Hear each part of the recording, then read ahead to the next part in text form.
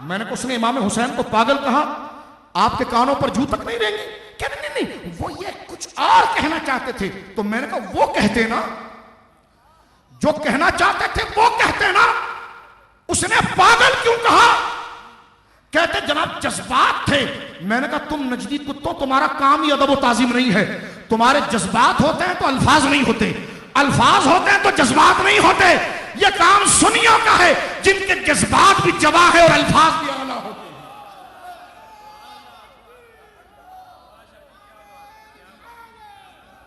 हैं। यह तबलीग तुम्हारा काम नहीं, साहबा और अहले बैत की मोहब्बत को बयान करना तुम्हारा काम नहीं। उठाइए एक क्लिप में वो कहता है माज़अल्लाह, सुनिए गौर से, तबलीगी देवबंदियों सुनो, सुनो गौर से। कहता है तौरात अल्लाह की किताब नहीं है, ज़बूर अल्लाह की किताब नहीं है, इंजील अल्लाह की किताब नहीं है। और आप ढूंढना जरा कहां पर ये तकरीर? तकरीर का नाम है मिलादुन नबी, और तकरीर फैसलाबाद जामे मस्जिद आयशा की है।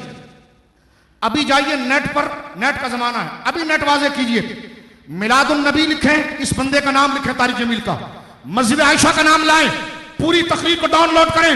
जो जुमला मैं कह रहा हूं अगर वो ना हो, अदालत कहेंगे अदालत, जहां कहेंगे जहां, आने तैयार हूं। इसलिए कि अल्हम्दुलिल्लाह जिन बुजुर्गों के कदमों में हम बैठते हैं, ना वो हमें बेगैरत बनाते हैं, ना हमें झूठा बनाते हैं। समझ रहे हैं आप मेरी बात? कहता है तौरात अल्लाह की किताब नहीं, ज़बूर अल्लाह की किताब नहीं, इंजील अल्लाह की किताब नहीं। फिर आगे चलकर मैंने सुना कि शायद कोई अलग बात हो। कहता नहीं, कुरान अल्लाह की किताब है। अगर ये अल्लाह की किताब होती तो उसमें रद्दो-बदल क्यों होता? एक क्लिप सुनो। और कहता है कि रसूलुल्लाह लेटे हुए हैं, जुमला कहता है रसूलुल्लाह लेटे हुए हैं और आपकी नाफ नजर आ रही है। इमाम हसन खेलते हुए आए, देखा कि नाना की नाफ का सुराख है। ये जुमले उसके रिकॉर्ड सुनिए, नाना के नाफ का सुराख नजर आया, इमाम हसन ने वहीं से पेशाब की धार मारी। इमाम हसन ने वहीं से पेशाब की धार मारी। किसने बोला यह जुमला? तारिक जमील ने। ओए ये कॉन्फ्रेंस तुझे अल्टीमेटम दे रही है, तू 295C की बात करता है, इससे आगे भी हम जाने के लिए तैयार हैं। क्या सुनियो निकलोगे? इंशाअल्लाह पूरे पाकिस्तान में निकलोगे इंशाअल्लाह। इंतजामिया से हम कहते हैं कि इसकी खबर ले और ऐसे शख्स की तकरीर को बैंड करवाएं, क्योंकि क्योंकि क्योंकि ऐसी तकरीरें जो मुल्क में फसाद पैदा करें। मैं कहता हूं तबलीगियों, आज तुमने हजरत इब्राहिम को बुड्ढा कहा, मूसा भागा, तुमने ये कहा, तुमने कहा इमाम हसन ने नाना के पेट पर पेशाब की धार मारी, तुमने कहा हुसैन पागल था, माज़अल्लाह, तुमने कहा अल्लाह भी हंसता होगा, तुमने कहा हमारे वहां निकाह यूं होती है जिस तरह ड्राइवर कहता है और जान दे जान दे जान दे आण दे आण दे आण दे, सारी मस्जिद हंस रही है। तुमने कहा कि हजरत आयशा नबी की सोहबत में रहकर नहीं बदली। इंतजामिया इन कुत्तों को लगाम दे, बेशक बेशक इनको लगाम दे, इसलिए कि अगर ये नजरिया नजदी कुत्तों पर, ओ यार ऊंचा कहो, नजदी कुत्तों पर, नजदी कुत्तों पर, तबलीगी जमात पर लानत, तबलीगी जमात पर। लानत, मैंने हदीस पढ़ी आपके सामने, साहबा की गुस्ताखी की है, तबलीगी जमात पर लानत। और इंतजामिया बिखरे नहीं, 90 किलो चर्च इन्हीं के बिस्तर से पकड़ी गई थी में। परेशानी की जरूरत नहीं, तुम्हें ठोकने के लिए, फौजियों को मारने के लिए, वर्दियों में तुम्हें मारने के लिए प्लानिंग रायवंड में ही होती है। ये वो लोग हैं जो मुस्तफा के आलो औलाद के नहीं, वो तुम्हारे कहां हो सकते हैं? जो मुस्तफा के गुलाम है वो पाकिस्तान के भी आशिक हैं, तुम्हारी वर्दियों से भी प्यार करने वाले हैं। समझ रहे मेरी बात आप? लिहाजा हम ये कहते हैं और तबलीगी जमात से कहते हैं कि इसको हटाएं, इसलिए कि आज अगर इब्राहिम अलैहिस्सलाम को बुड्ढा कहा जाए, इमाम हसन को, हुसैन को पागल कहा जाए, और आज माज़अल्लाह हजरत मूसा के लिए घटिया जुमले, और एक जुमले में कहता हजरत उमर जो है वो भीगी बिल्ली की तरह बन गए, माज़अल्लाह ये जुमले कहे जाएं। मुझे बताओ ये नौजवान कहते नहीं कि हम तो नौजवानों को करीब कर रहे हैं। मैंने कहा जो नौजवान तुमसे ये लबो लहजा सीखेगा तो 10 साल के बाद वो मस्जिद में फिर कलब बनाएगा। क्या बनाएगा? कलब बनाएगा।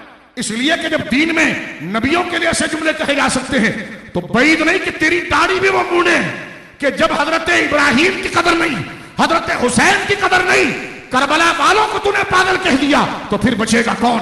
ये उम्मत बची इसलिए है, ये पाकिस्तान बचा इसलिए है कि इज्जत रसूल और इज्जत अहले बैत, इज्जत सहाबा और औलिया के अदब करने वाले यहां मौजूद है। जो बड़ों का अदब करते हैं वो उनके इस स्टेज को खराब नहीं करते। समझ रहे मेरी बात आप? लिहाजा सुनियो, शाह साहब के मुबारक जुमले मेरे साथ मिलकर कहें, जागो जागो, हाथ उठाकर बोलो जागो, सुनियो, तुम जिंदा कौम हो, दुनिया के कुत्तों से डरना नहीं। हुसैन करबला में 72 थे, सामने 22,000 और 40,000 थे। झत्ते नहीं देखे जाते, झत्ते नहीं देखे जाते, हजरत हुर का नजरिया देखा जाता है और नजरियों पर निजात होती है। तवज्जो करो। और मैं ये कहना चाहता हूं, तारिक जमील साहब की जमात कहती है 2 मुकद्दस खवातीन। मैंने कहा जी कौन मुकद्दस खवातीन? कहने लगी जी एक खातून वीना मलिक थी और एक खातून नरगिस साहिबा। मैंने कहा इतने तकद्दुस से आपने नाम क्यों लिया उनका? कहा ये अमीर साहब की सोहबत में आकर वलिया हो गई। तवज्जो करना ये जुमला। कौन है जो गली गली कुछे कुछे निकलेगा इनके खिलाफ? तुम्हारी मां की और मैं तुम्हारी मां की जो चादरें हैं ना, उसकी इज्जत भी सैयदा के जूतों के सदके हैं। मैं बहनों से, माओं से कहना चाहता हूं, कराची की माओं को मैं सलाम पेश करता हूं।